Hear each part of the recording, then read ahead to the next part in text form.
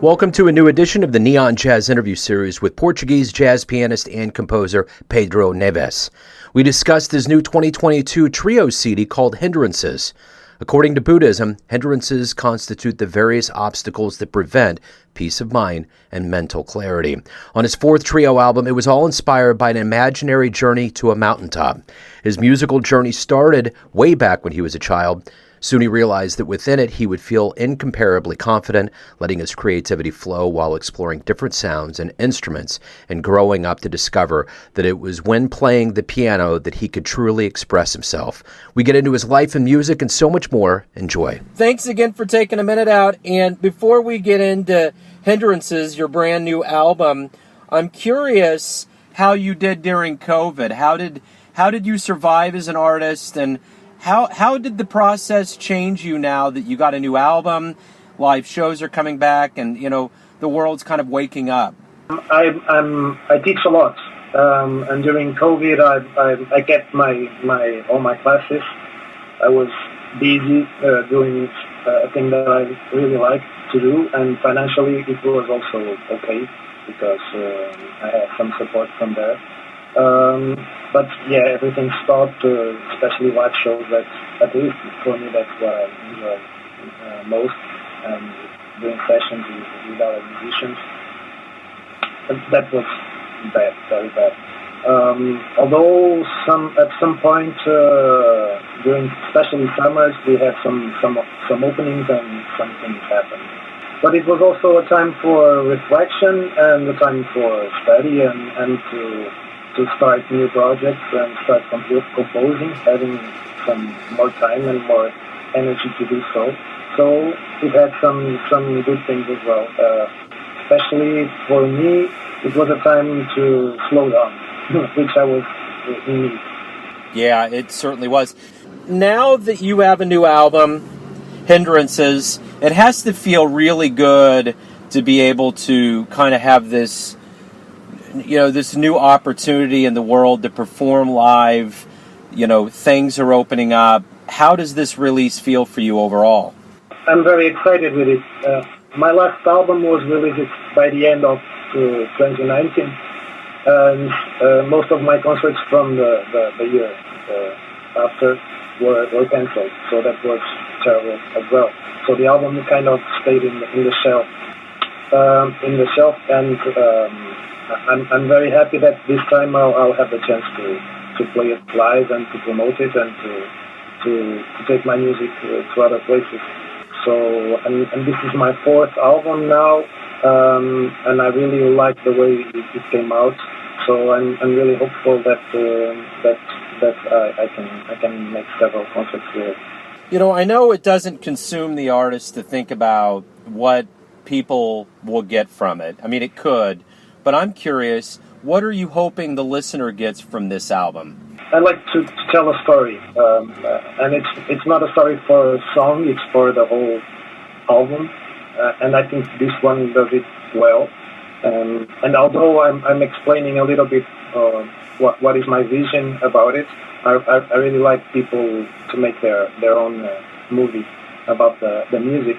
So I hope it brings that kind of images and make people think that they are going somewhere with the music. One of my intentions was to make songs that I really think they're beautiful, with nice melodies and nice environments, and try to mix it with improvisation and different environments within the music itself. So each song has several. It goes through different ways, and I think that can bring some different feelings and emotions to people when they are listening to it. So at least that was my intention to compose it and play it like that, and I think it would probably bring that to the people that are listening to it. So with your fourth album, how do you view each album? Is it a snapshot in time? Are you seeing it as an evolution as an artist? How do you go into each project, and what's kind of your aim?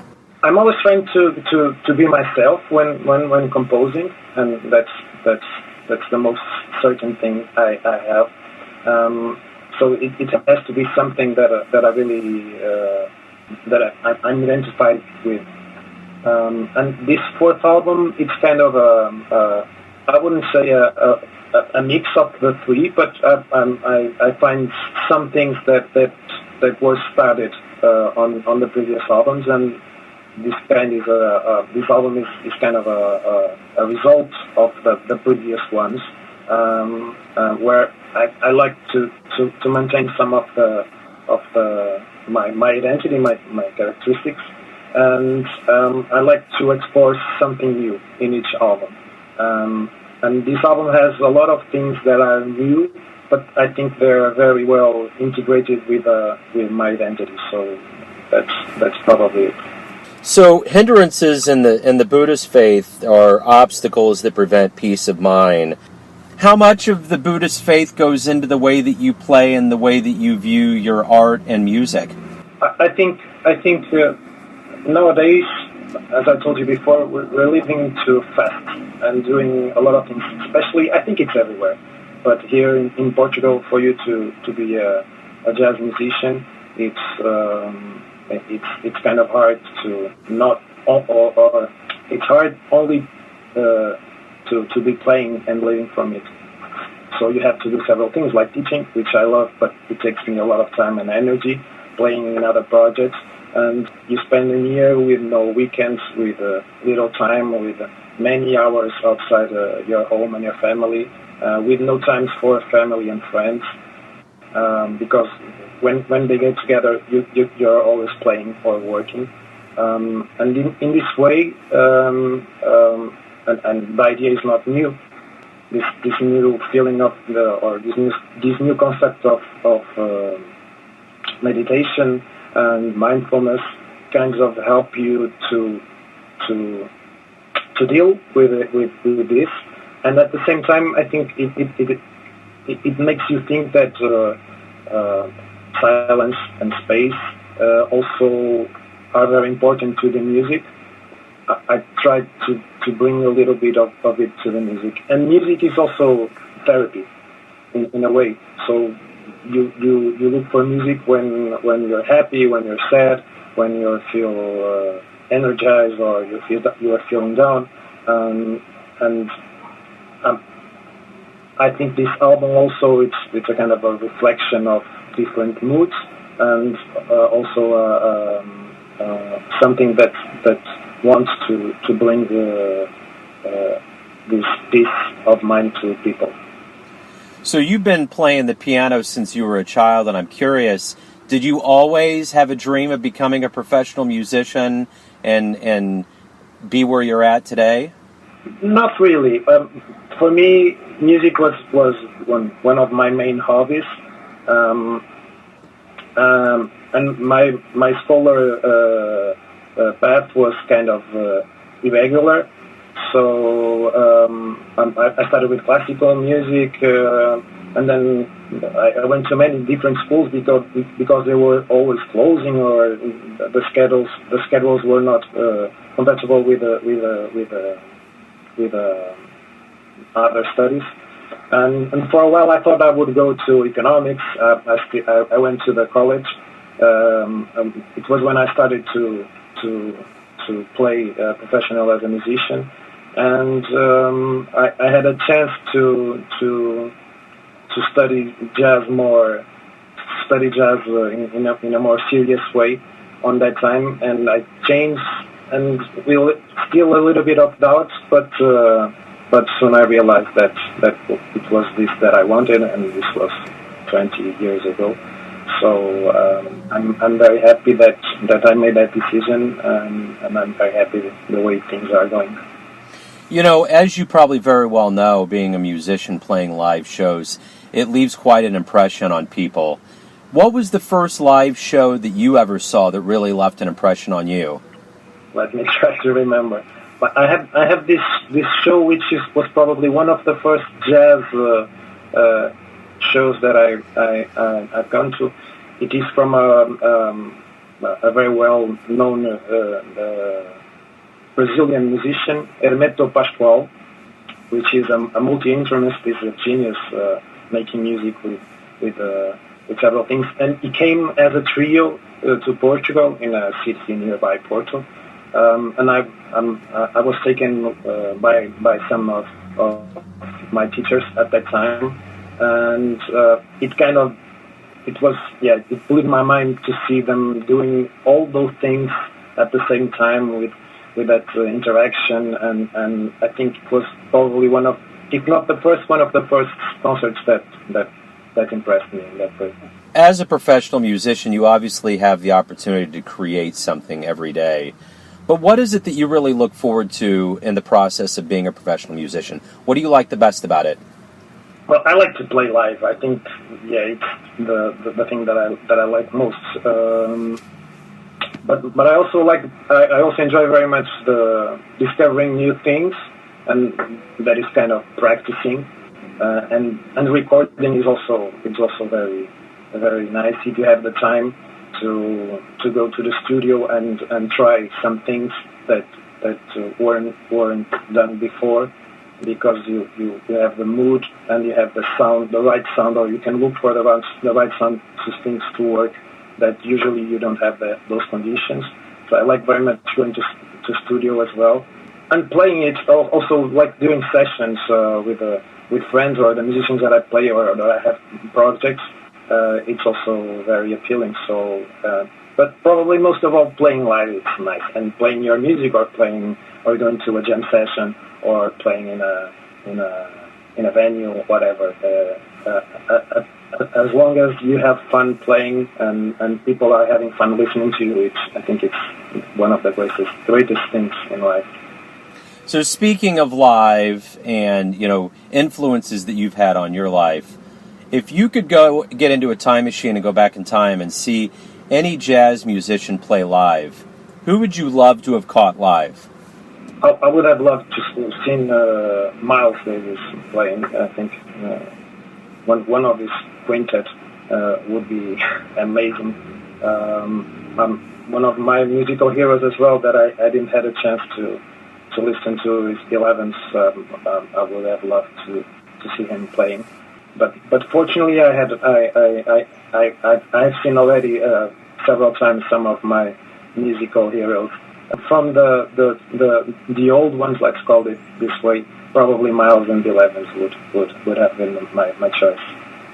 So, being an educator, as you very well know, being in the classroom learning things are very important, but also the real world learning of being on the stage is pretty big.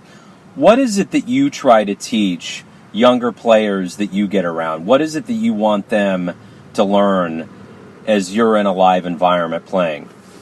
I think most of all,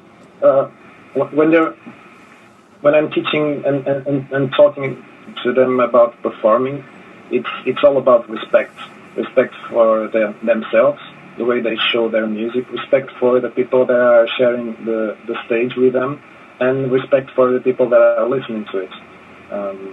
And that includes a lot of things, of course, but mostly having that respect for themselves, for the other musicians, and for the public. It's one of the most important things. The other thing that I think that comes right after that is the most important thing. They must have fun doing it and be happy. If they are not happy doing it, or they're thinking in the wrong things, or probably they are in the wrong place. So Hindrances is the brand new album. Where is the best place for anybody to either buy it, stream it, and to find out about any live shows that you have coming up? Hindrances is coming out on the 19th of October. There will be a concert, a releasing concert on Porto City. If people want to come to Porto, they're very welcome. It's a very nice place to visit. And after that, it will be available on all mainstream audio, like Spotify or Tidal, and also on my Bandcamp page. This album has a kind of a record label, which is an association here from Porto. And this album is already the 19th. The 90, I think I'm saying correct. 90. They're already 10 to 100. And so there are several albums coming from here, from Porto, and from musicians around. They have their webpage, portajazz.com.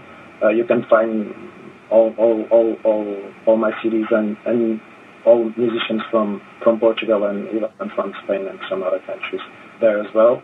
So portajazz.com, and my webpage, which is www.pedroneves.pt, and you can find all the information there as well.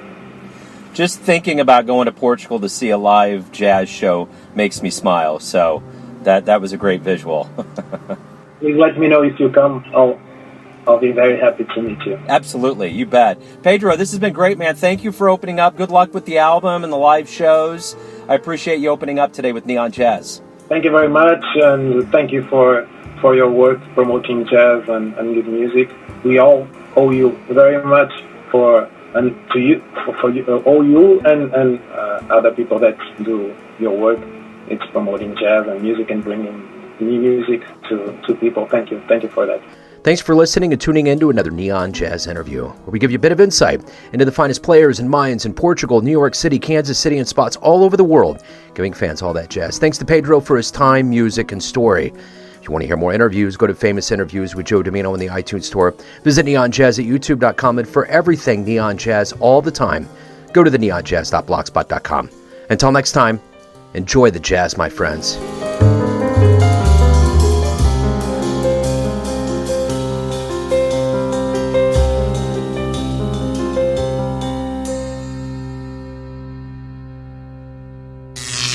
Neon Jazz.